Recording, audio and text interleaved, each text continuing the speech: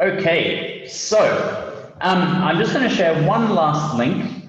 You don't have to click it if you don't want to, but I will be working through on this platform called Mural, which I've now started sharing my screen. You're welcome, if you've used Mural before, you're welcome to jump in and contribute as we go as well. But it's basically just a big whiteboard that we can capture the discussion and capture all of the material that we're going through.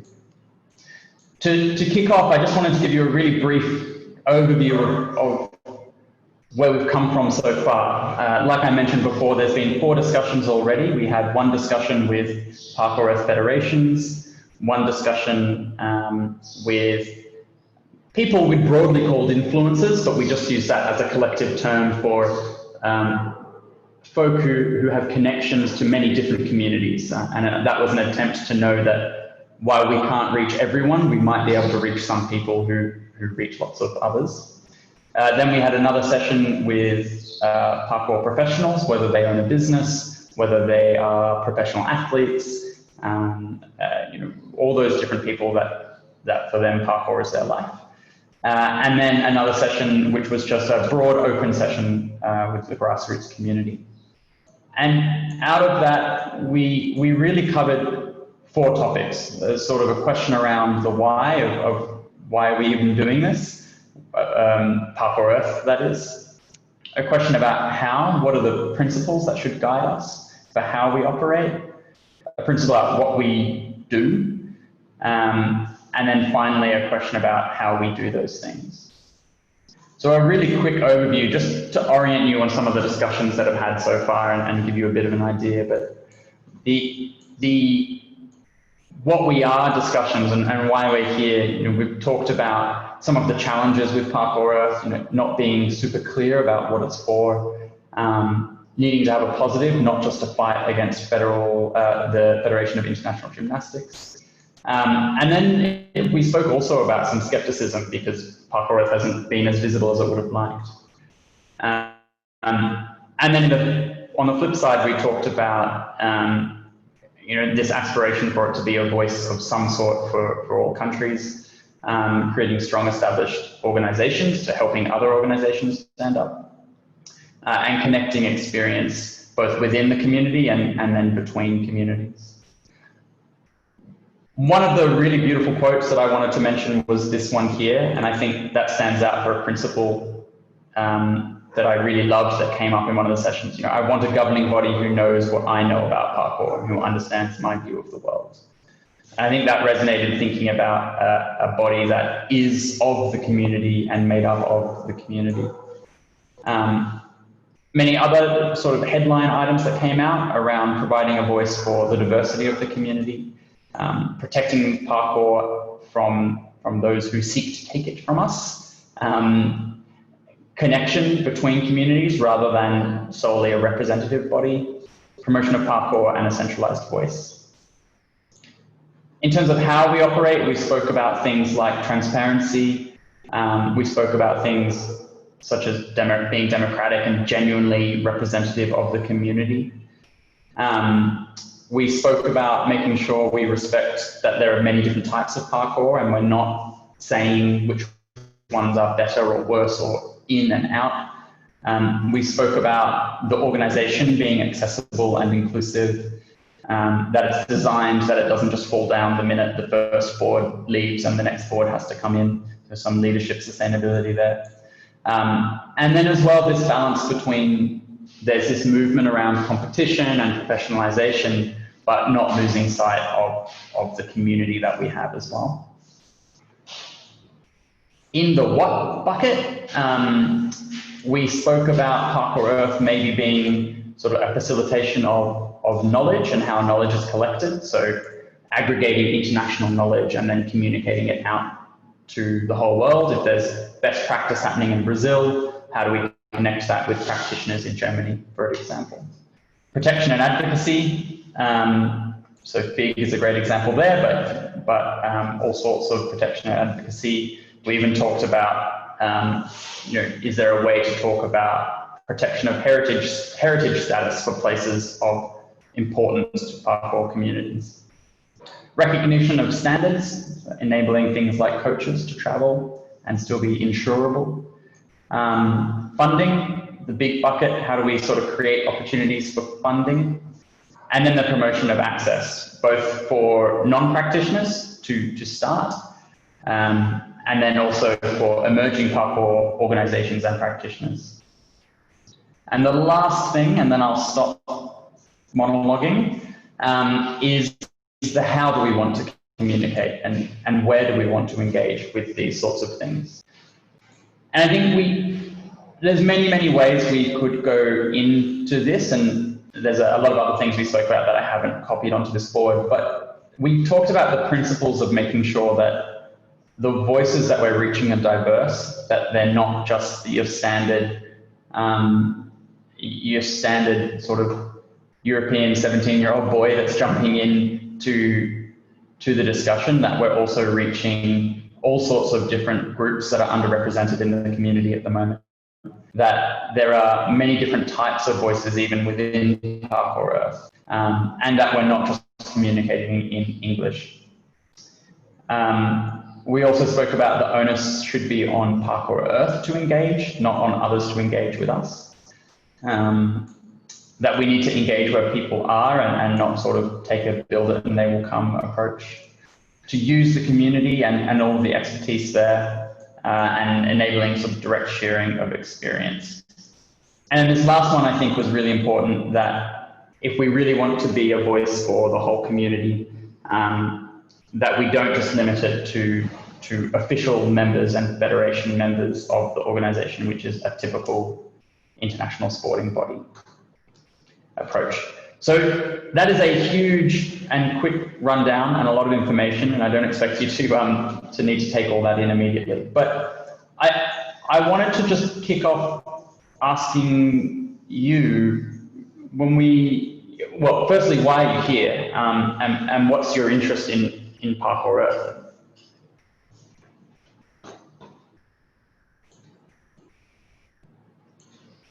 Who would like to kick us off?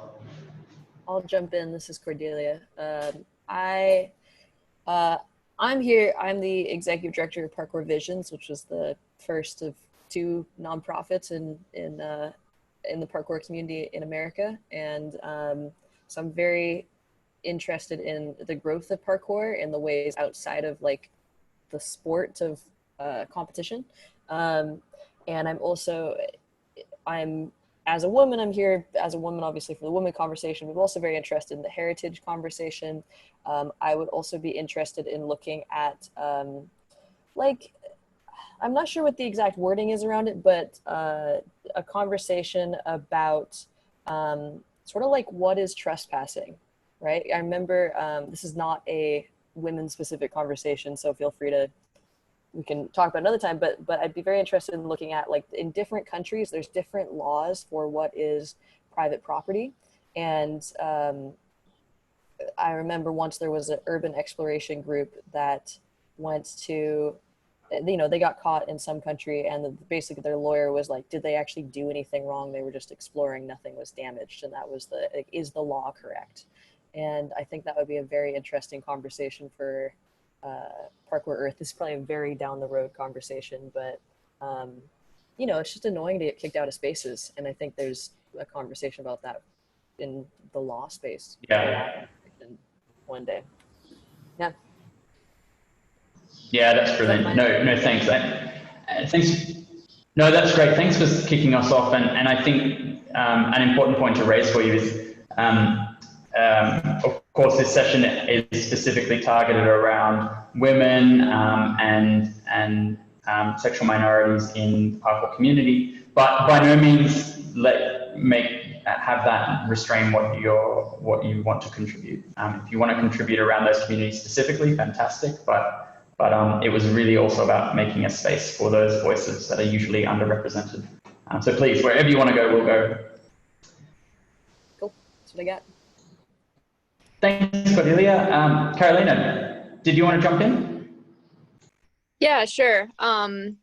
I think honestly have a lot of different interests that I'm trying to combine and see how they can intersect. So I, practice parkour myself. I have a background in psychology. That was my undergrad, and I'm doing a master's in sustainable development right now. So I'm recently been exploring more how, the mind-body relationship between parkour and just general fitness exercise. But then also the social justice component. That's a lot of what I do in my current work right now and what I want future work to be involved in. So I'm just interested in the intersection of all that, which is why gender and sexual minorities are a great conversation that relates to all of this. And I'm at a kind of a crossroads right now, career-wise. So I'm trying to see how I can potentially incorporate this into a future career, whether it's through work or even just personal involvement, but how I can make all this a bigger part of my life. Yeah, brilliant. Awesome. Thanks for joining us. Leonie or Caitlin, did you want to jump in? Caitlin, if you can't speak still, feel free to throw something in chat if you're able to. Yeah, I can say something. I'm with the association Parkour Lausanne in Switzerland, which has been around for a few years. And I think about 3 years ago, they set up women's training sessions to try to get more women involved in the parkour community around here. And that's about the time when I joined the association, and I was kind of thinking, oh, but no, I don't really want women only parkour sessions. And then I've grown to understand why it's necessary, or why it can be considered useful. And I've been quite interested recently in bringing back these sessions, because we had to stop doing them because we didn't have enough coaches, female coaches, and enough people interested in joining. So I'd like to bring those back. And I'm also interested in a representation of women in parkour, and showing how you don't have to be, like you said, a 17-year-old European white guy to post a video about yourself and show how super strong you are, but you can also show progression, and that might also help bring women in to see that not everyone is video perfect, and you can also start at any point. So that's kind of what I've been doing recently, trying to film a lot. Other than that, I'm quite interested in all the federation talk around Parkour Earth and FIG. So FIG is in Lausanne, so just next to where I live, and we train at a spot right next to the building.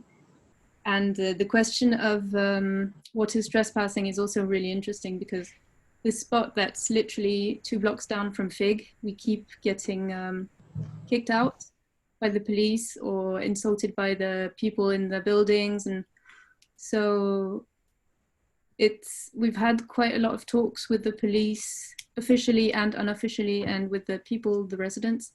And it's an interesting negotiation, so I'd be quite interested in this kind of talk as well. And yeah, I think that's it. Yeah, brilliant. Brilliant, thanks. Thanks for jumping in there. Caitlin, are you able to talk yet, or are you still bound by silence?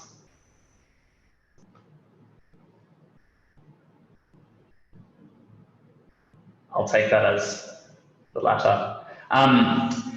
So I'm curious then, so there's a few different topics then that come up based on all those interests. We've got sort of this heritage, this access and around trespassing, around women and representation in the community, around general representation, and then this sort of intersection of psychology and sport as well.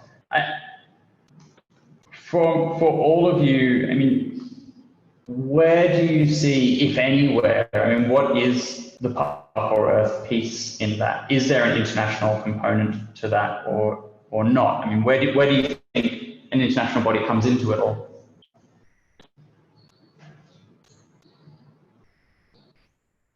Well, I currently work in the study abroad office, so I kind of through an international lens, and I think international issues always apply to everything. And so, I mean, I think we can always find ways what the component that Parkour Earth really brings, and it's promoting more inclusivity. It's a way to. I recently learned about Parkour Earth, so I don't know too much about it. But I couldn't see it being something that brings additional representation. You know, on the side of gender and woman, it's like more people from other backgrounds, like you all said, of not having a 17, 20-year-old European or American white boy. It's expanding the picture of what we can see parkour being and who makes it up. And when we do that, that brings out other perspectives, other issues as well. I know recently with the current uprisings over the summer in the US and around the world over just race relations, I don't remember who, but somebody posted an article about people of color who practice parkour and the different challenges they face. So those are the kinds of different perspectives we can see. I think it might have been Max Henry, just of concerns over training alone and how that can be perceived as, you know, black and brown people, black and brown men doing something illegal, but they're just training, whereas white men don't necessarily have as much attention from the police. So I'm a little bit all over the place, but my main point is that it's a great way to bring more perspectives, more nuance to the conversation, and more opportunities.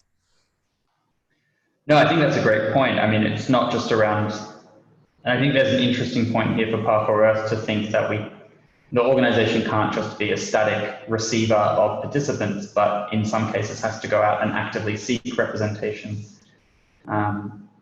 where it might be hard.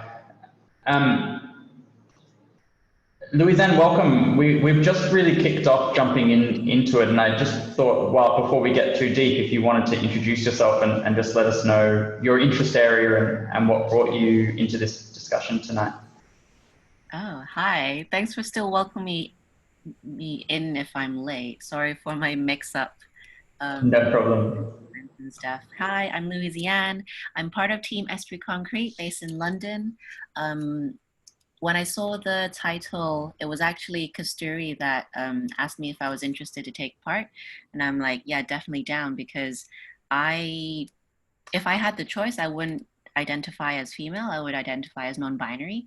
And so within that self-discovery of myself, it's already quite a topic that is quite me. And I've been practicing art de déplacement for about 5 to 6 years, but only started to really connect it with my self-development through being on the team at Estuary Concrete here in London. So yeah, I'm interested in all things about gender, as well as what it means for one person when they move, and how is it different when they interact with other people. Yeah, brilliant. And the conversation you came into just then, Carolina was talking about, where does Parkour Earth sort of sit in this mix? And I'd love to ask you as well, when it comes to whether it's gender, whether it's non-binary, whether it's this issue of representation, and what's the point, or what should an international organization really be there for that when it comes to that area? Any thoughts on that? I think I can only speak from my experience, just because the binary gender, male and female, doesn't really sit well with what I enjoy. So I feel like however big or small the governing body or a teacher or someone of authority, just would be very human to connect with the person as the person, like rather than their gender. So they have a name, they probably have a history, they have an upbringing, and to show that sort of understanding or that desire to understand. I think that would be what I would say as feeling the respect being given. So yeah, that's the immediate thoughts that I have. That's great. And I realize I just sprung that question on you as you just jumped in. I'm curious then about this question. I mean, you've sort of brought it up there, Carolina, you brought it up, and Leonie, you brought it up as well. This issue of, and I remember this being a topic for as long as there's been women's only sessions in parkour, this tension between not wanting to be identified and given, you know, a closed space, and then also the need to recognize that there are underrepresented communities, and how do we support that? I'm curious to know all of your thoughts about that tension between not over-identifying and sort of spotlighting, but also making sure there's space there. I mean, where would Parkour Earth as an international federation sit in there? Does it sit in there? Or just generally, what are your thoughts on that sort of realm?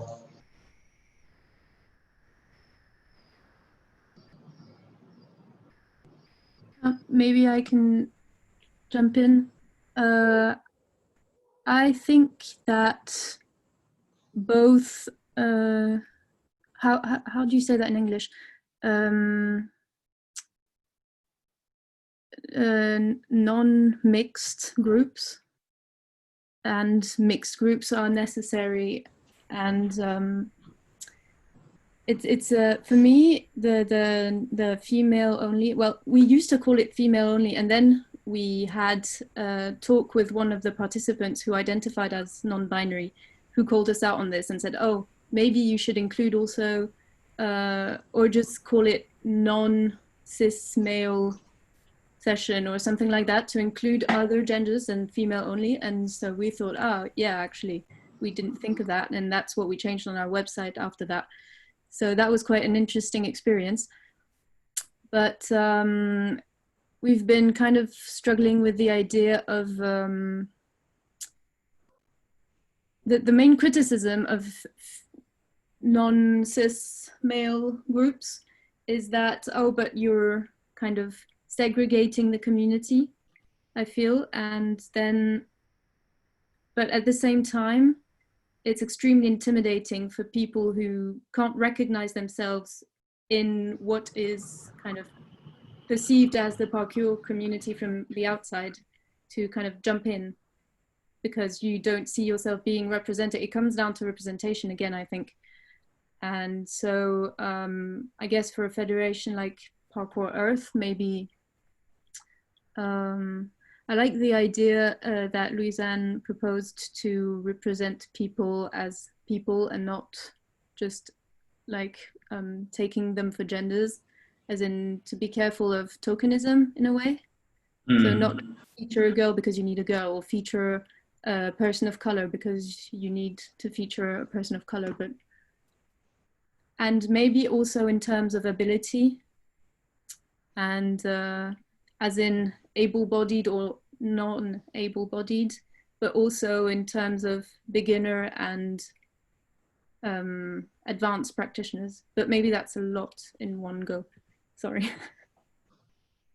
No, I think that's great. And I think that's a really great distinction, that there's such a bias within parkour media around, you know, unless you can do incredible drone shots and massive jumps, that you're just not welcome on the video space, and it's just not the reality. I'm curious about this. I mean, I think many of you are part of organizations. From an organizational perspective, how have you seen this playing out around representation, around avoiding that tokenism, but also being quite genuine in seeking voices?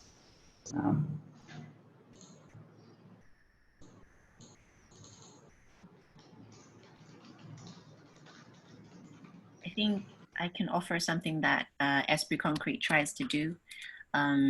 So we know that our sport, art de déplacement, parkour or free running, is a very, or at least the origins of it is very community based. So in London, we try to organize jams that are free, and we really make sure that everyone is welcome. But like, to know that there are two sides to the coin. One thing that Kasturi really stresses the importance of for us as coaches in the company is to be inclusive, and to really draw out the two sides, and being, yes, to invite those that feel marginalized and those that feel a bit green still in the training community, but also to teach the group to how to socialize with those people. So it's not just, yeah, welcome, you are always welcome. We're gonna have, I don't know, snacks and vegan snacks and all these things. But it's also to teach the other people how to be with these others or differences. So yeah, it's about educating the larger group as well as opening spaces for people that are others. Do you know? Do you have any examples of how that's being done, or I'm sort of now just going into advice, but I'm just curious to know what that looks like. I can't really think of an example, because the jam that we recently hosted, we could have done much better on, in terms of being there for the people who we've invited. So sometimes I do this myself as well, because I have a personality that's quite bubbly. I might invite some people that may feel very green to the training community, and then I forget my responsibility to be their friend. Like, it's not just the invite, that's the job. The whole job is to be there for them. So I guess now thinking through, the kind of advice that I could extend would be like, to really be there for the person when they have arrived. Because yes, arriving is maybe the hardest part, but then they might feel uncomfortable after they've arrived. So you could probably be a mediator and be like, hey, have you tried to look at this thing? Or, hey, this person studies this subject and that's what you enjoy too. Like, maybe you share some book interests. So you could like draw other life things, because it's a jam, it's not class. You can be very casual about it, but not forget your job in terms of being the friend or being the connector. Because it's community, and that's part of being community. Yeah, sure. I think there's something in there, and I'm not sure what it is, but so we're talking currently under this sort of why question, why even bother having Parkour Earth? And there's something in there that falls into this second bucket of what and what. There's a situation currently where there's many types of groups that are underrepresented in parkour. And I suppose my question is, what could be the role of an international organization, or what would be useful for a voice that spans all communities to play here to improve the situation that you have at Esprit de Concrete, at Parkour Vision, or wherever you're from?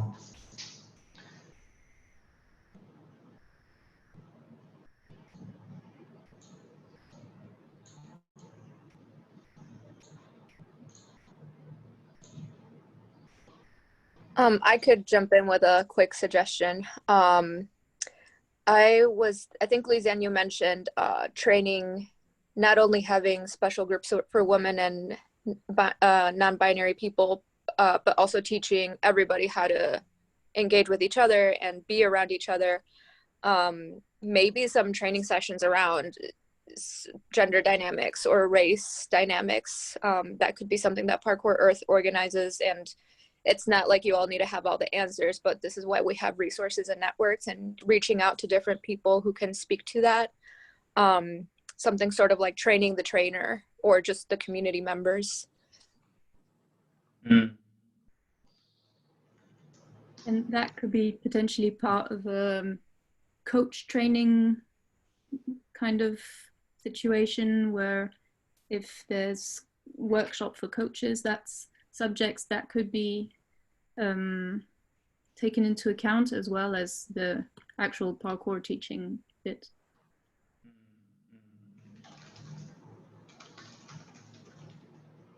Yeah, I haven't taken any of the coach certification courses. I just know about ADAPT that's used pretty widely in the US, but I don't know if that's included in part of the curriculum. One of the official certification programs of just like, not specifically the how to train, but how to deal with group dynamics, especially diverse groups with gender and sexual minorities and different race and ethnic backgrounds and ability statuses. And I guess this could also be less movement focused, but more like conflict management, like to make sure that conflict is not always bad. Like there's always something to be learned from conflict. And if a coach could be coached in conflict management, that probably could kind of like melt away some hard walls that people may bring to sessions. And I think language could also be used quite sensitively, in a sense that to deviate from those labels. And there's a siren going on in my background, sorry. Yeah, so language could be used more sensitively, in a sense that to deviate away from labels, but just looking at, oh, okay, this person has this personality, and how can then maybe a partner task between them and this other person could match, and they can work on a certain dynamic. Because I'm quite aware that if say a workshop is titled gender dynamics, that could probably bring some preconceptions already. So yeah, something about titling, even though if the intention was to teach certain softer skills, I think titling could be more sensitive. Yeah, and you know, that's such an interesting point for me, because I think there's so many subjects like this where I think there's a lot of nerves around how to do it in the right way. I just finished a project looking at people who live with disability, and one of the things that came up in that when they get health services was health providers not necessarily discriminating because they didn't want to provide health services, but because they were scared to say something wrong. And I think there was something interesting even when we were thinking about this session, you know, well, what do we call this session? Do we call it, if we say women and sexual minorities, is there a sensitivity around there of saying, well, women are therefore a sexual minority? And it's like, well, you know, it's not that, but how do we say sexual minorities or non-binary? So I think it's a really interesting point, which can end up being a barrier even when it's well-intentioned, I suppose. Smartly done, like you could even put a disclaimer. I think disclaimers can be quite friendly to be just announced across. Yeah. And I just wanted to highlight as well some of the bits that Caitlin was putting there into the chat in terms of what Parkour Earth could be doing, elevating voices and images of diversity, moving away from that white male centricity in the narrative, funding or supporting projects that support diverse community participation, especially those led by minority groups. If we move away from training and even building on some of Caitlin's points there, what are some of those sort of other bits that we could jump into? And Louisiane, just for your background as well, I'll just put on screen some of the other bits that came up from previous discussions. But any other things or spaces, whether it's in relation to women or other underrepresented groups or anything else that you'd see as a role of an international organization?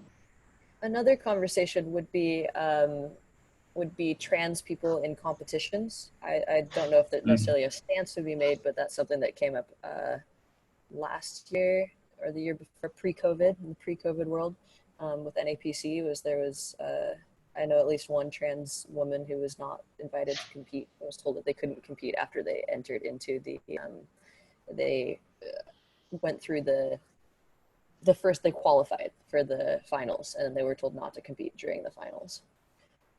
And so this was in a parkour competition? This was at North American Parkour Championships. Yeah.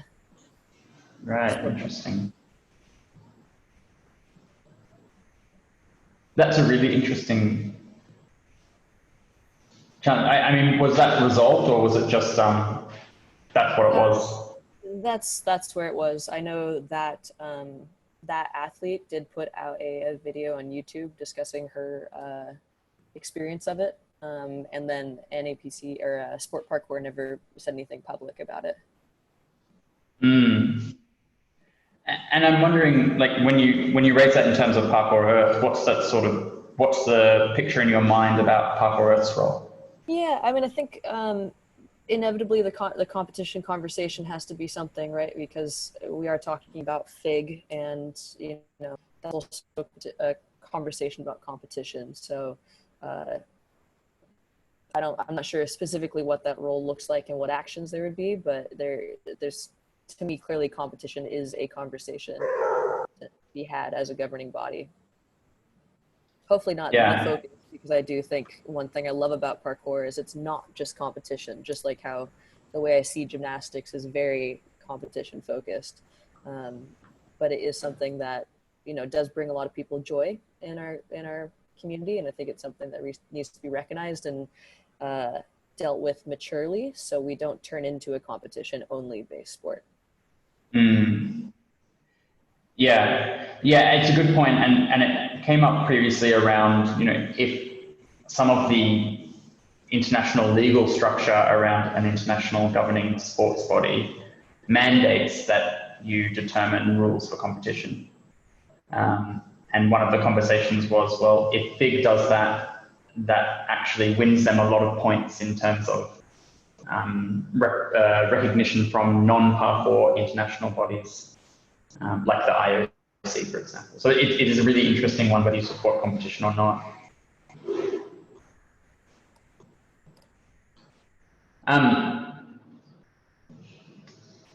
I think as well, Cordelia, when you mentioned that piece, trans people in competitions, it links what Louisiana was saying as well around, and Carolina as well, not just training, but sort of, if you take that training a step forward, it's like, how do you approach a certain topic that you might not have? If you're an organization, how do you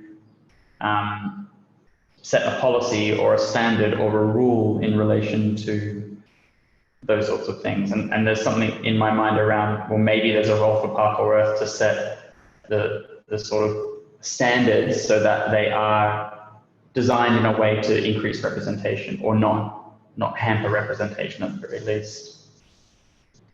So I wonder if there's something here around standard setting, or whether it's competition, but also whether it's for business or whatever it might be.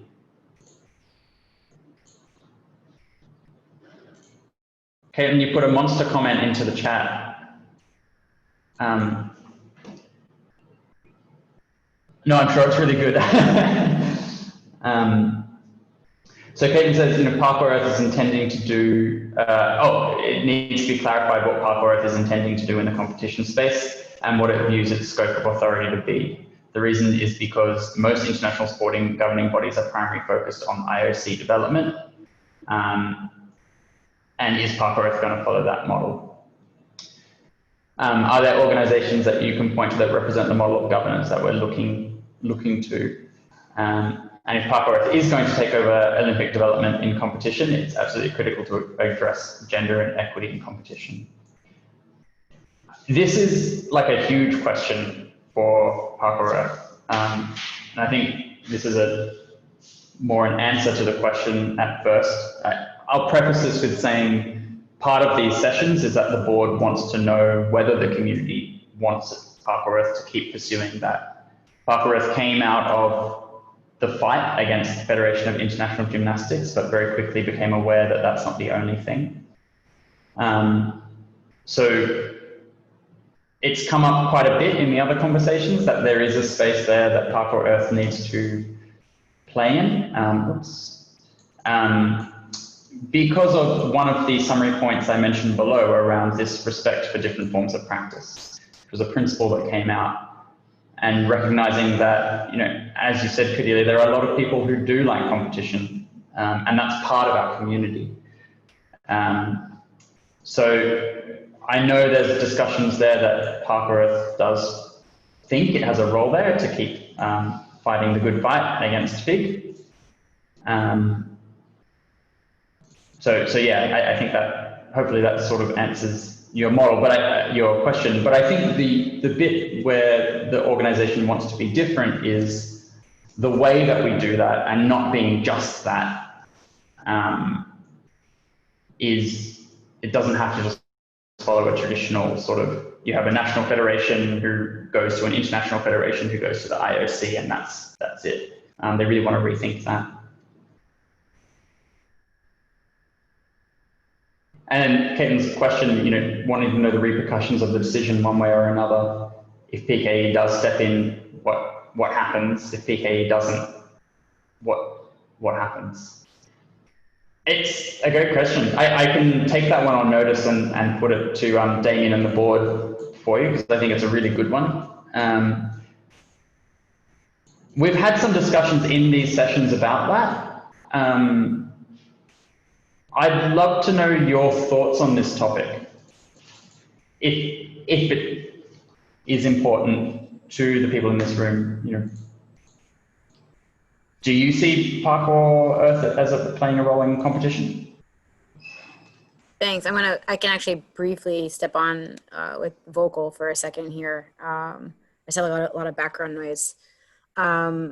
Basically, like, my question is, like, I think it's hard for a lot of people to fully grasp what the repercussion is if Parkour Earth chooses or chooses not to take up, you know, Olympic development in terms of, like, even like its scope of authority and what it actually can do. And is this more of a community organization, or is it actually trying to be an international governing entity? And understanding sort of like I understand this is like a political education, but like what the political and power implications are in terms of how effective Parkour Earth can be inside and outside of like IOC participation or competition participation. Seeing that, like, again, I've only like looked at maybe a handful of other governing bodies.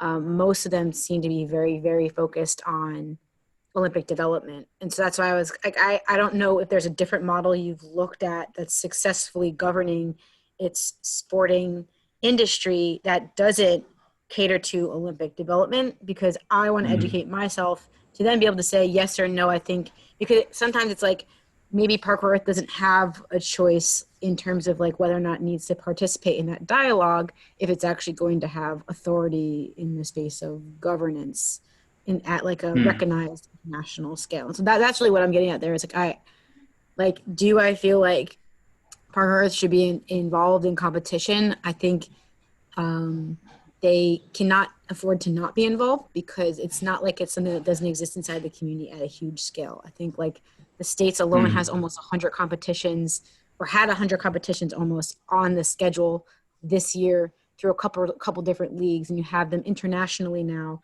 And other groups are developing platforms to showcase parkour, you know, like, what is it, the world obstacle thing, or the world tag, or whatever it is that they're doing. You know, these are platforms that are emerging, and unfortunately we do live in a society where like competition is like the most recognizable format in which to engage with a sport, and very familiar to people, so they look to competition. Even like, I feel like sometimes parkour participation is a big act of deconditioning yourself against that sort of like competitive attitude, or like externally driven, you know, measuring of success. But that means like if there are platforms for competition, people will default to them as their primary experiences, most likely, at least initially, before discovering some of these more alternative ways of practicing parkour in a non-competitive space. So I do think that leadership cannot ignore it or pretend it doesn't exist. And like, it does need leadership in terms of like, as I was saying, gender equity, answering the question of like, transgender rights, competition pay and platforms. Competition will shape the next generation, at least. And again, I have an American-centric perspective, but here, competition definitely is going to shape practice into the future.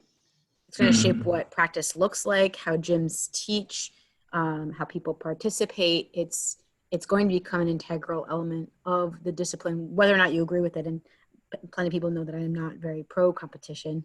So yeah, we had this dialogue with USPK as well, and it comes down to like, it exists, it's there, it's a part of us. How can you not? You can't. How do you ignore it? So I have to hop onto another call briefly, but I'll be back. No worries. Thanks for jumping in when you could. From our European counterparts, I mean, how does your experience reflect that?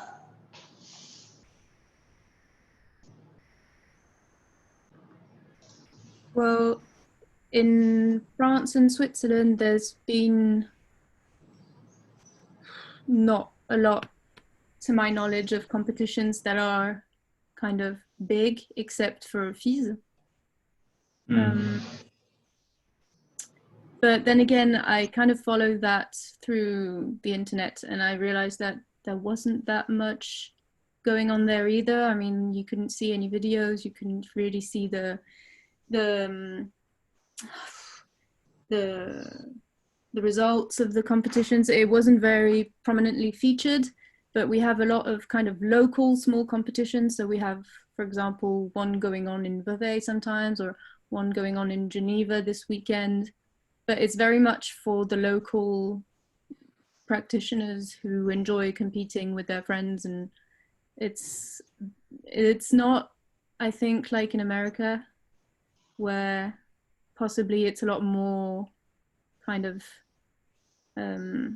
institutionalized and bigger and broadcasted and all of this. But that's from my kind of French-speaking centric point of view. I don't know what it's like in London or England. I myself am not interested in competition, but I do know that we live in a world where a lot of people have different desires and dreams and goals. Just speaking from Esprit Concrete's point of view, we are predominantly a coaching company. And because we're a coaching company, we just want to help our clients get where they want to be. And so if competition is where they want to go for, then we're all game. Sure, we'll coach you for that. So I think the fundamental is understanding that people have different desires, and competition isn't bad. Like, I think a little bit of positive competition can help people around you and yourself get closer to your goals. But I guess from a coaching perspective, it's the coach's sort of responsibility to kind of give them a fuller understanding of, yes, they're going for this, but have you thought of this, that, the other, and like give them a rounder understanding of their goal, and try to promote sort of like a non-blaming culture, so that people know when is it their responsibility for what, and when is it other people's responsibilities for other things. This is a very, oh, was somebody going to say something? Sorry, Carolina, jump in. Yeah, I was just going to say this is a very personal opinion. And I agree with Lysiane that, not all competition is wrong, and it is a part of, of parkour. I would just love to see a sport, specifically parkour, I don't know, where it's not based on competition, where yes, competition is a part of it. I don't know, just a space that's not so saturated by competition, because also a US centric perspective, like I feel like it's everywhere and everything is a competition. And like you all said, it definitely has its healthy components, but it would just be nice to see something different. Maybe that means that that's kind of how I see parkour now, where there is a competitive aspect to it, but that's not the focus for everybody and a lot of people. I don't know, I think it's maybe part of my like frustrations with broader issues like capitalism and aspects of Western culture and things like that. But I would just like to see more of less competition, if that makes any sense. Yeah. Yeah, absolutely. It makes sense. As someone who does Sorry, enjoy yeah. competition, because I do, compete almost every single year. I found that the people who are inside of competition are there almost entirely for their own self-betterment, right? So I see the culture of competition within parkour, when it's done successfully, is a game for people to play. It's to play the game of competition so that they can improve themselves. And there's not much big sense of like this person versus this person. It's very supportive, especially in the women's community competing. It's extremely supportive of other people, even doing better than ourselves. And I think that's in the world of competition, or if as competition is now effectively an arm of parkour, especially in America, I think it's important to keep that perspective very much alive and in the forefront, because it's very easy from the outside of competition to look at it and say, but they're just trying to be who's the best, right? And especially from a spectator position. And so I think wording around what makes our competition different is very important to me. And the other point is kind of as a side tangent, but I think the reason why it is related to competition I'll come to in a second. But one of the big benefits I see of parkour is it is a free sport. It's a sport that anybody can do. There's a little anti-ableism conversation within that as well, but anybody can do for free in their city. And that's something that most sports can't provide, or at least, ball sports can't provide. So there is a level of advocacy for let's allow people to be physically fit in their own spaces. I almost think of it as like decolonizing fitness. Like in the past, fitness has been, it's a very luxury based thing, right? Like I'm going to go to the gym and I have to pay this gym membership, and I have to have the free time from my, because I'm not busy taking care of a big, I don't know, whatever other economic issues that limit people's free time to play. And I see people who come from a low, a low income, lower economic space come and practice parkour quite often. And so so I bring that up because in some ways I think it's very, very natural for the rejection of competition, exactly because of that. The democratization of fitness, exactly. There's that side where there's very much wanting to preserve the freeness of it. And so the problem with competition is it potentially becomes a pay to play activity. And the more that, people are going to be paying, even gyms, that's a whole gym conversation too, right? Gyms can sometimes make things a pay to play thing. But so just holding both spaces, right? And I think there are people who do want to, like, competition also can be a way for people who are naturally talented or work very hard as athletes to become, financially stable within the sport down the road. So I think talking about the economy of parkour, of what are the different avenues of people being able to either make it their life, their livelihood, or a hobby, or there's a lot of stuff going on there. Yeah, exactly. How do we hold all of that?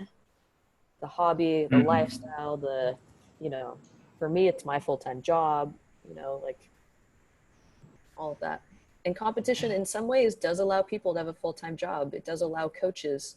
You look at cheerleading, right? Cheerleading has a huge income from their competitions, and there's so many coaches that, people specialize in coaching specifically for competitions. So it is a potential revenue stream for people within parkour who are interested in coaching. It's a particular kind of coaching, which I don't think is like, I'd much rather see a holistic version of coaching that isn't like when we have a teens team that does half leadership building and half competition, if they choose to do the competition. It's not just we're all going to do competition and that's why we're here. It's like, let's be whole people and we can represent ourselves in competition as whole people.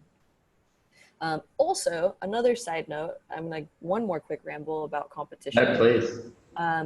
Something that I love about competing, I'm at least in the level of practice that I do right now, I'm very fine with that. I'm never going to win. I don't compete in order to win. I compete entirely in order to enjoy I love the community of the people who compete, and I love I just I love being there. I love the environment. And for myself, I've looked at like, who am I a role model for? Who am I representing for? And I want to be a role model for people who are like not necessarily the super thin only athlete. And I think there's space for competition to, I think I'm saying it badly, but like in theory, if a plus size person wanted to be in competition, they could be just as financially successful as even though they're not winning, because they could be a role model on social media or things. And I want us to have an environment where really all bodies are accepted into competition, regardless of if they're like the winner or not, because everyone has stories. I think something that in a way Ninja Warrior did well is they actually really focused on people's stories. I don't think they were very responsible with people's stories, but the idea behind it is good, because you can have more excitement for the game of competition outside of the actual competition of who's winning. I think that's a fascinating point. And I'm trying to think, there was a completely different context in one of the previous discussions, but it was quite similar, quite a similar point. I think it was from one of the influencer groups that did media, where that's right. It was Jimmy the Giant, the guy behind those documentaries, and he was saying, you know, I forget his real name, Vincent, I think, I can't remember now, but the guy behind Jimmy the Giant was saying he's not the best practitioner, but he offers this contribution to the community in a way that is valued, in a platform which, before he started putting out parkour documentaries, there was no one else doing that. So it rhymes similar, it rings similar to what you're saying there around, there's a platform, competition or parkour videos. Currently, this is how it is, but that doesn't mean people can't use that platform to send messages in other ways. And I think there's something really interesting there. Yeah, I think that brings up one last thing for me, which is maybe this could be a rule of Parkour Earth, but it's highlighting the many platforms of the ways that parkour is a platform. Because I commonly hear people say, well, I want to do parkour full time, but there's no way I can make money.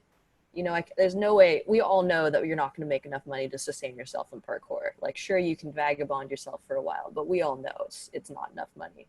And I think there's a lot of unexplored avenues. I mean, like nonprofit, even photographers, social media. Like, we've explored a couple, and something I actually really respect about the women's community and non-binary communities, there's so much conversation I hear more oftentimes from our side, and I don't know if this is why it is, but I oftentimes hear it more from our side of talking about social issues. And I think when you stop focusing on yourself only as an athlete, there's space to look at how do you contribute and give back. And when you ask that question of how am I going to give back with parkour, there's all of a sudden there's like a huge different numbers of ways to make a difference through parkour, and could potentially make that your living, your lifestyle. So I'd love to see that as a platform where people get to do this full time because they want to do it full time. And it opens up, you know, as Cordelia said, it opens up other avenues for being involved and potentially working in it. It expands your talents. So that person that was like really good at parkour when they were 20 and want to do that full time, now they have all these other skills that they learned through parkour, maybe not directly the practice of it, but they develop all these skills, and which is just good in general for any person to, you know, for their self-development, self-esteem, to see that they're good at more than just one thing. They just, the person.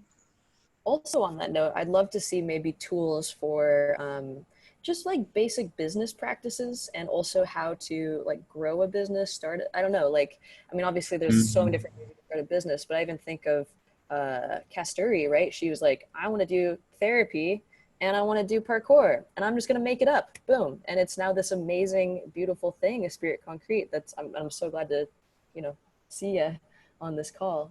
Yeah. And that's like, I wish more people would have the space to create that, right? They're like, I want to make this intersectional conversation with parkour, glue it together, and this is now my passion. I think, yeah, really, thank you for bigging us up. We're a tiny company of like 5 people. I think that's the first time meeting you, so really nice meeting you. But I was just thinking out of our community, because it could be really great to foster everyone's thoughts and self-development within parkour, art de déplacement, and freerunning. But what about the outside of parkour? So I can only speak about UK because I know more about UK. In the UK, we have Parkour UK as the national governing body. I'm more of a theatre performer, so I know a little bit more about the unions that govern those as performers, musicians, dancers, circus artists, and stunt people as well. There's a union called Equity. I'm sure in your countries there are certain unions that govern those as well.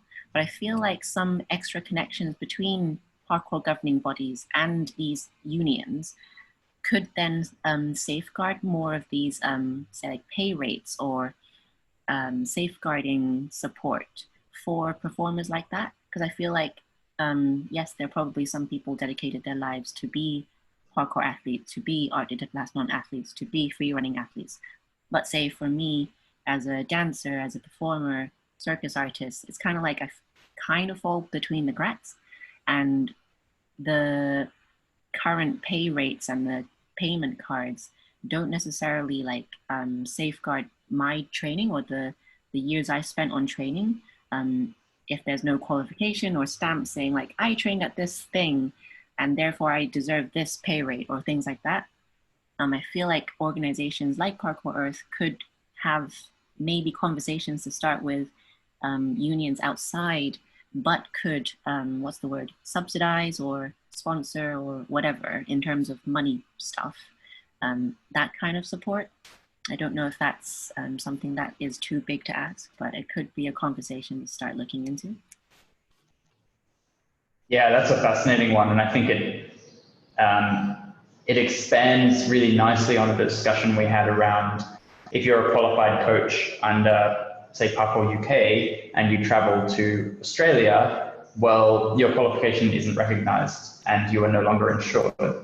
And we wrestled with this quite a lot when we had some of the Yamakazi come over, and you know, how do we let them teach in our country and still be insured? And it's a tough one. So I think it builds on that, not just setting an international standard for qualification, but also to ensure those coaches or performers or competitors or whatever are fairly treated, remunerated, etc. I'm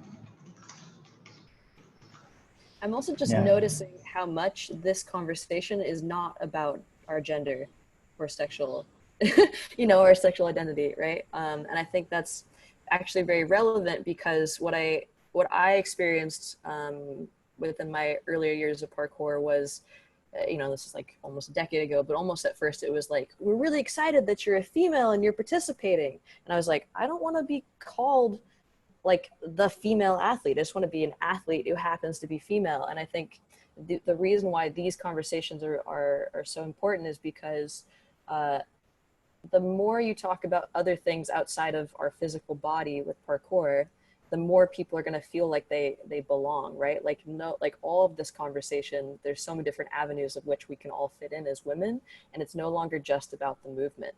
And I really think that's what my experience of being a woman is craving is, and I hear it from other women too, is not wanting to be thought of as a woman who does parkour, but a parkour practitioner who, also is an executive director or a parkour practitioner who also does, you know, therapy or performs or competes or whatever that avenue is, and happens to be a woman. Like that's, I think, you know, really what creates diversity and gets outside of that tokenism conversation. And we want to be we want our voices to be elevated for sort of what we're doing, right? Instead of the fact that we're a woman, you know, like I'd love to see highlights of you know, women in the community, but not necessarily because they're women, but because like, look at what this awesome person over here is doing. Talking about like how to put women and other minorities on social media. Yeah, very good point over there, because I feel like maybe because we are having these conversations and this is our lives and we kind of live this every day. I was talking to my friend the other day so my friend she does a lot of activism work through her dance stuff. And she said because the pandemic has happened and there's the Black Lives Matter movement, people are starting to be like, oh yeah, you do activist work. And she's like, I've been doing this my whole life. So I feel like there's something that needs to be, again, educated with the people who haven't listened to make them listen. Because I feel like we are already doing this work and it's amazing, but we need more listeners. So it's kind of like, how do we get people to start listening more? Because I feel like things like activism and things like what we're trying to instill now, it's been going on for years, but people are probably not listening. Yeah. It's also, this is a level of like being able to choose what you're represented, you know, like, cause I've definitely gone through spaces where I actively choose to be like, I know right now I'm going to be the role model of being female. And so I'm allowing myself to step into that space. But it also brings up like, I think there's kind of a timeline that happens in communities as women start being more and more a part of parkour. And I've seen this over the past decade in various American cities anyways, where it almost always starts out as a group of men. And then there's like one token girl. And then like there slowly becomes more and more women. And inevitably there are like certain pain points that happen in conversation that sometimes get resolved really, really well. And sometimes don't get resolved very well at all. Like sexism conversations, right? And I see the sexism conversation almost be like a necessary growing pain that happens for communities when they started out as a male-dominated community, and then just more women start joining because of whatever reason, social media. There's a woman leading a jam and inviting her friends or whatever, but recognizing what are those consistent growing pains and how can we navigate those more in a healthy way? Because I've seen some communities just become like super separated and then all butt hurt for lack of better wording. And then some communities really grow from it. And I think if we can encourage more communities to grow, because I think it is only like 7% or 10% of people doing parkour are women. From, I think Alice Popejoy did an informal representation percentage a while ago, a couple years ago. I think it was around 10. So it's gonna be a thing. I also see, I see in some ways, and this is again a competition-based conversation, but I see a lot of men focusing on the competition side and a lot of women focusing on almost like the social activism side of parkour. And obviously there's cross, but in terms of dominance, right? Of who's doing what. And I think in some ways the competition can only go so far, while the social aspect is just at the tip of the iceberg. And so I think a lot more women are going to start joining parkour just because I think it's an interesting conversation that stereotypically we're very interested in. So I'd see this as I think the women's community is only going to keep growing is my prediction. And I think in a lot of ways, like how running started out being very masculine, and then it like wasn't okay for women to run, period. And then like women started just like taping themselves up and going for a run, and they had to run at night and at times when like no one could see them because they'd get ridiculed on the streets for running, and you know, they'd get harassed and stuff. And then eventually it became a common enough sport, and now like men and women run like it's not a big deal, you know, like everybody runs. And that's the you know, 40, 50 years later, we don't think of running as a gendered sport. And I really would love to see and also there's a fun side note, that's kind of like where sports bras came from, which is cool, holla. But but I would love to see parkour take on that level of normalcy. Building on what you just said and what you said before about just being a practitioner that happens to be female, from where I'm from, it's a really small country, obviously, and we're in a pretty big town in the small country, but still there's not a lot of practitioners. And I think currently in the whole of the French-speaking part of Switzerland, there's probably 3 or 4 girls practicing parkour. So for me, it's really important that I take on the role model kind of, I'm a woman doing parkour, because otherwise we just don't exist. And so it's kind of, it feels like there's different stages of development in a way, if I can say it like that, where maybe in the US there's a lot more, it's a lot more advanced in terms of women practicing parkour more easily. And here it's still a lot of work to kind of make it seen as an option for women to actually join a group or a club or an association or a gym, whatever the kind of parkour you want to practice.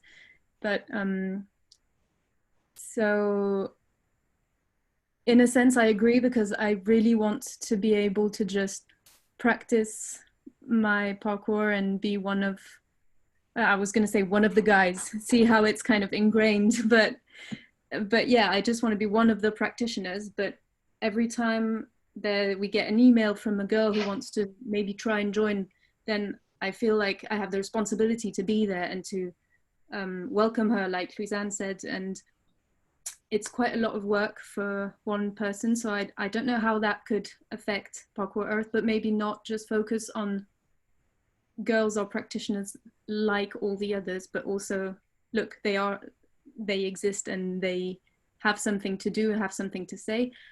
And building on what you said also about girls being more on the social activism, I think, and that's only my perception, but I think there's a tendency for girls or women to kind of be attracted to non-competitive sports, as in maybe more martial arts or dance, or that's probably biased, but I feel like girls are more,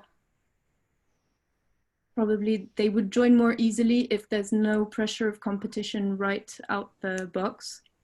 And I was wondering how Parkour Earth could possibly find a way to showcase the non-competitive aspect of parkour as something that is as valuable and as interesting as the competitive side, because there's an appeal to watching competitions that's undeniable. Like, you want to see who wins, and it's impressive, but how can we showcase the alternative? Because I'm in a pretty kind of purist association and we don't want to promote competition. I don't mind other people doing it if they enjoy it, but we want to provide this alternative to competition, which is purely teaching and training and jams and outdoors. And so maybe that could be, I don't know, organizing local or international gatherings, meetups, when people can travel again, if people can travel again. But as you organize a competition, kind of organize a parallel event that's a jam or something like that, and broadcast it as in the same way as you would a competition. I don't know, that's just an idea. But No, I think that's a really important piece around sorry, I can't write and speak at the same time on different topics. I think there's a really interesting piece there around, or in all the other discussions we have, yeah, at some point someone would talk about the value of both types of practice, competitive, non-competitive, and all the variations that sit under that. But I think that highlights a really interesting point, that it's not just because there's intrinsic value in those, but because under those, it serves different populations, or it serves as an access gateway for different populations who are interested in different ways. And, you know, maybe I'm sure there are plenty of people who might not be interested in competition at first. It's pretty intimidating, but then who access it through another way, and then sort of find their place, find their community. I think it starts to come into the conversation we were having before, and I added a little bit of a summary point there around how does Parkour Earth sort of preserve what was and where Parkour has come from, while also making space for what it can be. And I think there's a great, you didn't say it quite in these words, but, you know, competition is coming / here, you know, whether we want it or not. And I feel like when you look at other sports that have gone through a similar transition, like surfing or like martial arts, you can see cases where the competition becomes the everything, and the art, the philosophy, the practice gets lost or distilled down to just that competition. So we know competition's coming, whether we try to have it come or not. So how do we keep that other bit that's really valuable in there as well? I think it's an interesting task for someone to do. And I can't think of who else would do that other than a giant organization. I want to really echo actually exactly what you're saying, Elliot, and then Louisiana, what you wrote in the chat about like where genders stereotypically lands with competition versus like the social activism, but then the space for all genders to be vulnerable is like underneath that, and the importance of having men having safe spaces to be vulnerable. I really see that. I really think of parkour almost like a Trojan horse, where the Trojan horse looks different for different people, right? Like for many populations, it's the playfulness. Like, I just want to go outside and play again, almost like the dancing in the rails kind of vibe. That's the Trojan horse. Or for some men, it's to be the coolest, most badass, right? And actually, as a female, that was my initial reason to join. I was like, this is super badass. I want to be badass. I play a lot of video games, love it. But behind, like underneath that Trojan horse is really a conversation for I guess self-actualization, you know, like it's approaching where you are not being vulnerable and that's negatively affecting you, you know, even to the point of some people get physically harmed because they're not willing to deal with their own, I'm asserting anyways, their own vulnerabilities internally, like emotionally, right? So they overcommit to jumps and then hurt themselves, right? And then I see on the other side, I see people who are already strong in that vulnerability, but they don't quite have the commitment, the strength. And so they build up that strength. And I think of stereotypically, I think parkour is a great space for men to discover their vulnerability and for women to discover their strength. Like some of the best events I've been to, there's a event called Jump Fest in America, and it was always very male dominated, but they do these, it was a week-long camp retreat, and we'd all do campfire talks in the evening. It was almost always conversations about mental health, you know, like people experiencing anxiety and depression and all that. And it was so healing to just see men cry together. I've also seen, I got the opportunity to attend Obsidian Gathering, which was a Black Pride gathering that hopefully will be coming back soon. But and they did invite, you know, people outside of the Black parkour community to attend, and I got the privilege of attending that. But there was a focus on, like, the founder of that event, David Ivey, talked about he feels like because you have to go out and train with your group of guy friends, and then you work on all these skills together, you kind of have to, just by the nature of the sport, drop your ego, and it becomes like an innately very vulnerable space, so that you can talk about, there's just like this platform already of we're already being vulnerable with each other. So we talk about these vulnerabilities.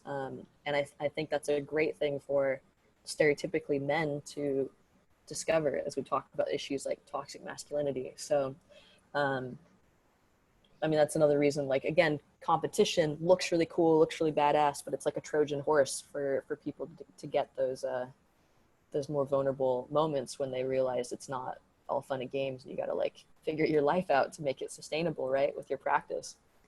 Yeah, that's a beautiful point. I think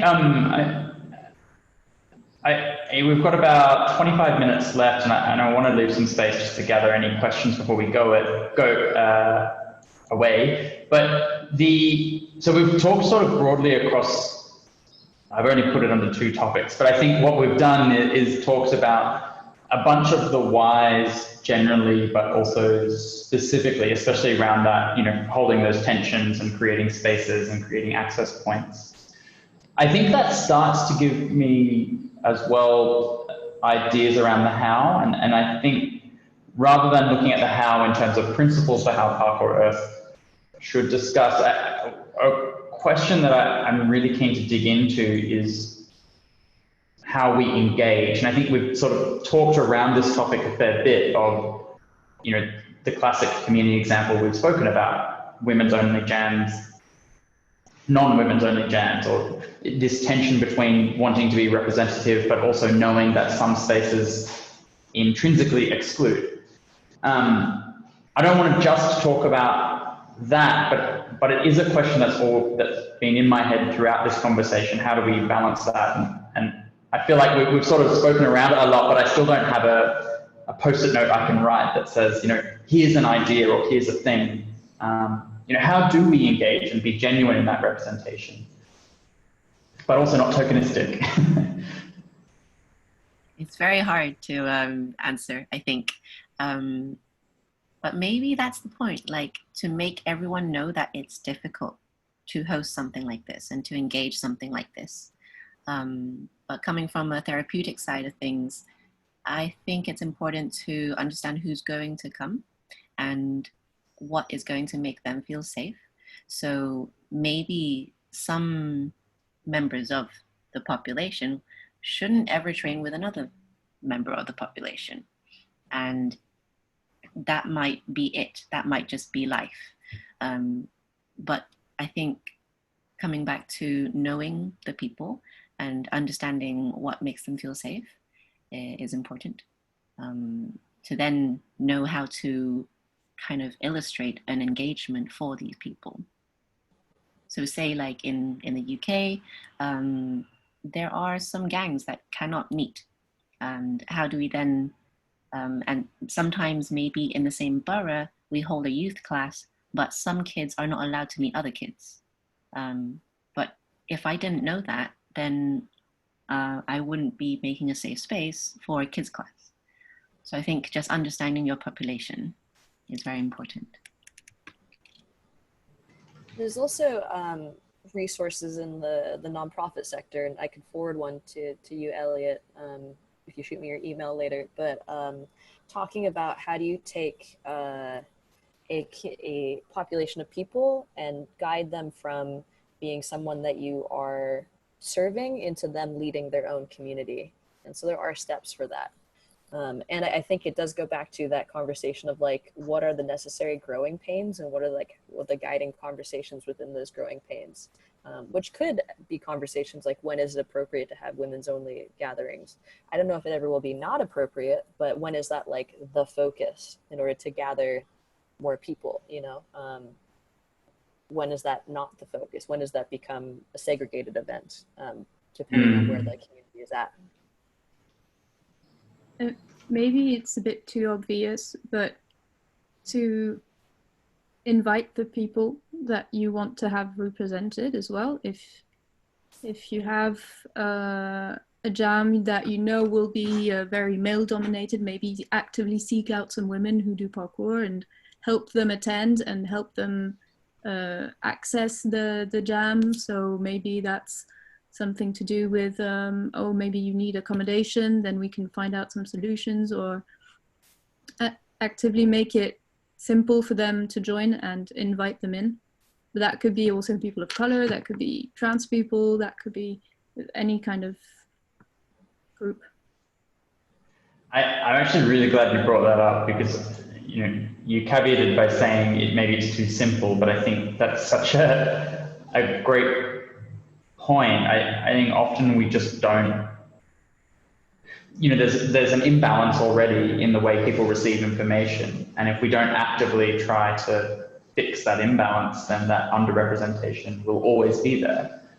Yeah, and people often kind of self discriminate in a way that you think, oh, you're not going to be welcome at that event because you know that it's probably going to be all white males, and therefore it might seem from the beginning as something that's not welcoming to you, or that seems unsafe. So if you're actually invited by the organizers, maybe you can assume that they want you here, and that if they're really good, that they're going to set up something to make you feel safe or be present to ensure that you're okay and that kind of stuff. And I think I thought about that because actually recently some people in Geneva, which is kind of an hour away from where I live, have actively contacted our association because they wanted a female coach to coach children, because they wanted female representation in parkour. And I was like, oh wow, well, I can't really say no to that because they've come and get me where I am, and they didn't just wait around in Geneva to see if any women would present themselves. It worked. I really like that, like just as a concept. It's such a great quote to say, they didn't just wait around to see if any women presented. I think that's such a nice way to put it. Okay, that's great.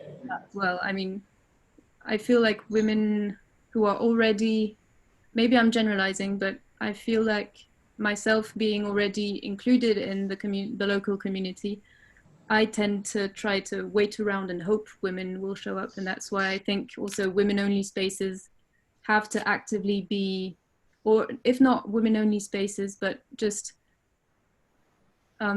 promotion of women in parkour, visibility again, has to be actively done and not kind of, not waiting for it to happen by itself, because it probably won't. I also have a sort of different conversation, but related to women in parkour and also just parkour earth in general. I'm curious, like all of us that are here are from fairly affluent countries. And I'm curious with Parkour Earth, what they're doing towards how to include countries that are not, the same affluency, and who knows where America will end up the next couple of years. But I think something that the International Parkour Federation, Federation Parkour, IFP, is doing is doing well, or at least from afar it looks like they're doing well, is they're really engaging these developing countries, or whatever the correct terminology is for it, right? They're focusing on like Africa and countries in Africa and Iran and other places. And it seems like, and that's the big reason as to why they would partner with FIG, right? Is because they're providing an opportunity for these people who literally who couldn't travel in the past, this pre-COVID world, right? Couldn't travel in the past. And now they have this magical ticket to everywhere in the world because they're an athlete. And I'd love to, and I think potentially the conversation for women is very different, right? Because I think about organizations like Skateistan, which is a skateboarding company in Pakistan, I believe. Afghanistan, I believe, yeah. Oh yeah, maybe Afghanistan. Yeah, but they're like, their whole thing is women can't do sports, but because skateboarding isn't really thought of as a sport, it's all of a sudden like the great equalizer and this amazing opportunity. And I know there's a big women's population in Iran, I want to say, if I remember correctly. I haven't talked to them any individually, but it'd be great to hear their perspective, because it's also potentially a different conversation about sexism that they're having over there. I don't know. What are they dealing with? And how are we going to, when we talk about Parkour Earth, and like, it's a very different conversation about competition if it's your access point to get out of your country versus us who've historically been able to travel all over the world, it's not even something of importance that, we don't think about it. Yeah, it's a great point. And one of the reasons we wanted to extend, there's a lot of layers to this. I mean, the first 4 sessions we ran for this engagement were all in English. So straight away, we'd excluded more than half of the entire world. And then, we looked at adding French to capture not just French-speaking Europe, but also French-speaking Africa, French-speaking areas in the Pacific, etc. And then Spanish for South America. But it's a really good point that, when we were looking at these, we focused on where can we reach people. And then we did our first round and went, these are lots of people we didn't reach. Okay, what do we do for that? And then you look at it again and go, these are all the people we didn't reach again. How do we do that? And I think it's a great point around the barriers. I live in Senegal and was living in Kenya before this, and the communities here look completely different in terms of the barriers they face. In Kenya, jumping on public property can get you shot. And not to mention public spaces are often, the infrastructure isn't necessarily strong, it's not necessarily known. So there's all these other sorts of things that come up around access. And then to layer on top of that, if it's a non-English speaking country, also the access to information. I think it's a fantastic question. And I don't know how Parkour Earth is doing that. I think the little bit of background I do know around how Parkour Earth is reaching out is first because it's required by its constitution, and actually this might be a nice point to shift to questions and other bits in our conversation. At the moment, Parkour Earth is constitutionally required for its members to be federated bodies, so official sporting bodies. And one of the things that Damien wanted me to raise tonight and mention is that there's the annual general meeting is coming up I think it's in December. And one of the things that Damien is gathering from all of these is what are the things that we should be thinking about when we go to the AGM and we have that opportunity to revise the Constitution. Damien raised, when I asked about, okay, in terms of those, this is specifically a group around women and sexual minorities. Is there anything specific to that group that you'd want me to take forward? And he mentioned, because of that structure, that you have to be an official body. Well, if we look at national representation, it's also lacking. There's also issues of equality and representation there. So if you have to be an elected director of a national body in order to even stand as an elected director of the international body, straight away there's some barriers there. But I guess it's a question for you if there are things that you see and whether you know Parkour Earth or not, things that you would want people to be deliberating at the AGM or really trying to systematically change the way the organization is structured. It seems like a common thread in this conversation and also that conversation is looking at how do we encourage participation, right, of different populations, and whether that's on a micro level of a women's jam, trying to get more women, or a non-binary jam or whatnot, or on a large macro level of we're trying to get a country to participate in, like that to me is in some ways the same pathway, right, of trying to get, unfortunately some token people and then more engagement and then encouraging them to be leaders within the actual and have a voice, and eventually they take it over and create it as their own.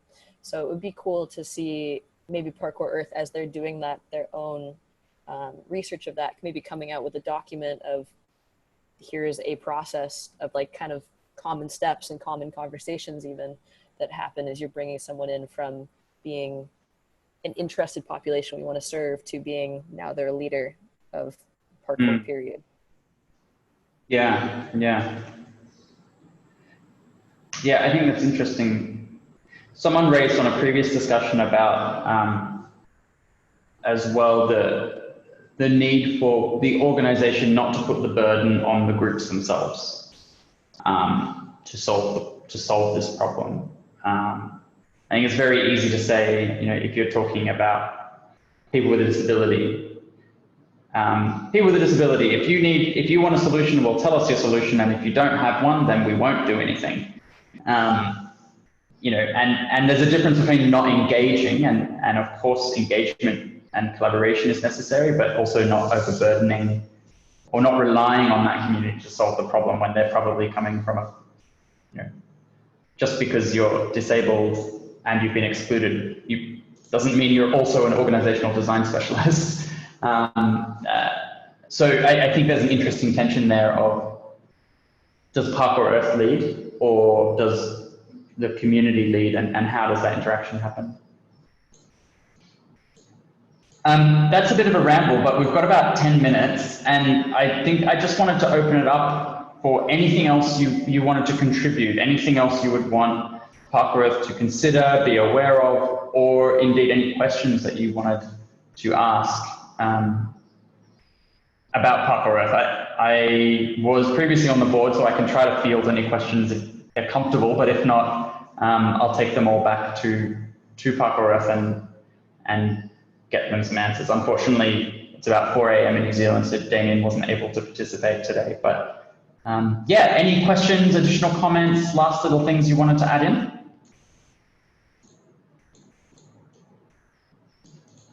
Maybe it's a subject that we didn't really talk about, but having a discussion around mental health, I think, would be important, especially if you're pushing competition. Well, not pushing, but if you're organizing competition and you're having this kind of mindset, then I think, and also just because of the nature of the sport, I mean, it's a sport where you expose yourself to risk taking and to quite intense questioning of your capacities and abilities and fears and all that kind of stuff. I think, I don't know how that would manifest, but having something happen in that realm, I think, would be important. Yeah, it's a really good point, like especially in Parkour, where we intentionally expose ourselves to mental stress and personal questioning, I suppose. Yeah, maybe I could shine a little bit light on that situation. So in the UK, Parkour UK, Kasturi is a wonderful woman. She's also a woman of many, many titles. So she's also the mental health lead of the national governing body in the UK. But maybe spinning off of what Leonie just said, correct me if I'm pronouncing your name wrong, but within organizations like that, maybe there could be some role or person that could hold that space for people who ever need that support, so that maybe there could be like helplines or a dedicated person in that country to go to. So it's kind of like, I don't know, because I can just speak about the UK. There are so many like charities that has helplines of 24/7 emergency calls, and just spreading the awareness of mental health and how someone can support someone else in various situations. Yeah, and even I suppose from a Parkour Earth perspective as well, you know, maybe there's similar to what we were saying with setting standards or training, but you know, if you are a national body or you're a company, this is, you know, what we've seen as some of the best practice in supporting mental health. And these are the things that you should be setting up. I'm also very keen now to talk to Kasturi and see if she'd be willing to help out. Yes, I'm partially representing her because at the moment she's holding a 4-month-old baby. Really, wonderful. Really, yes. Yeah. But yeah, it's very important to have that mental health support because, like Leonie said, I feel like every day practitioners are facing adversity, however small or big, and it's kind of like another version of parenting, just like therapy, that someone is there in whatever capacity. 'Cause I feel like every one of us need different levels of reassurance, and sometimes that reassurance needs to come from someone else. And Yeah, and especially as coaches. Sorry, Fiona, you go. I was just going to say, as Cordelia said, with the Trojan horse kind of metaphor, parkour can also be a way to kind of destigmatize mental health towards men, maybe, because I have a feeling that it's a lot more kind of not an option to go see a therapist because it means you're not strong or you're crazy, or there's still quite a lot of stigma around mental health in men. So maybe if that can be kind of a gateway into looking into emotions and kind of dealing with mental health for men, that would be nice. Yeah, and especially, although this is going to the stereotypical demographic, but when we're talking about typically young people when they start in parkour, or a large portion of young people who are going through these sort of fights, these personal fights themselves.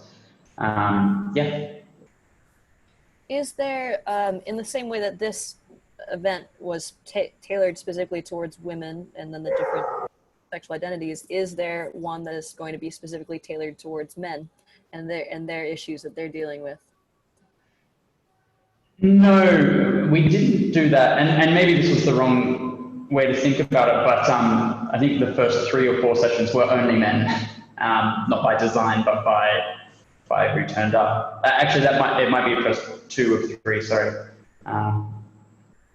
And I think and the reason why I bring it up, because obviously, most of the time you're going to have men in groups, but I don't hear oftentimes a specific, let's talk about men's issues.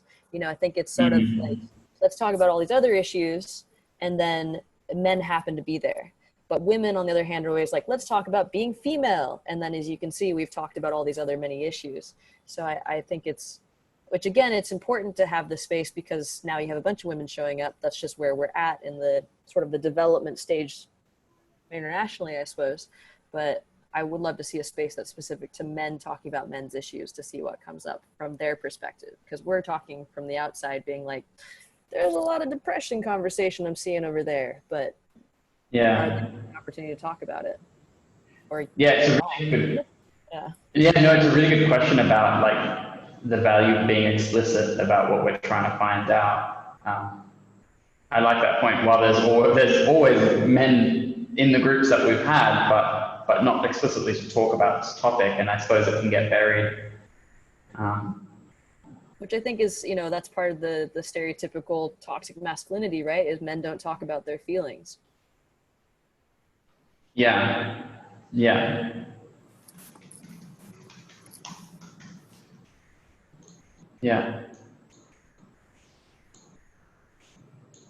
Okay, so we're about 2 minutes away from finishing up.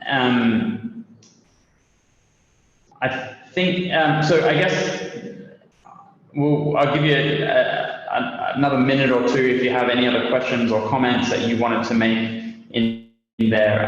But while you think about that, so where does this go from here? I mentioned it a little bit at the beginning, but so this is now session 5. There'll be 2 more sessions in this tranche of sessions, 1 in French and 1 in Spanish. All of this ends up going towards a big session that I'll be facilitating with the Parkour Earth board to sort of sift through it and go, where's the role here? What are the patterns? What are the themes? And what does that mean for our strategy? And then, although time is quickly running out, we're hoping that will feed into endorsement at the AGM in December. And indeed, even if it doesn't, we can already take some things out and take them into the AGM in terms of structural changes and things like that. So that's sort of where this information will end up. In terms of this specific session, as I mentioned, it's being recorded. I've also captured all these notes here. In the interest of transparency, we make that completely available to anyone, whether they were able to participate or not, and to hold Parkour Earth accountable as well, so that people can see how the information has grown over time. That's where it all ends up. Any last questions, comments, doubtful points? No, just thank you for hosting this. I think it's very important. No worries. Thank you very much for participating. Great. Thank you, and great to meet all of you. I'm like, oh, I'm gonna follow you guys on like Instagram and find you on Facebook. Yes. So, You too. Likewise. And Cordelia, you mentioned some really great resources. I threw into the chat my email. If you were able to send some of them through, I'd love to see some. I'll do that. Yeah. Yeah, good. Okay, everyone. Well, thank you so much for spending your evening, your morning, wherever you are in the world, with me tonight. And yeah, the conversation will continue. Thank you, guys. Thank you. See you. Bye-bye. Bye. Bye-bye.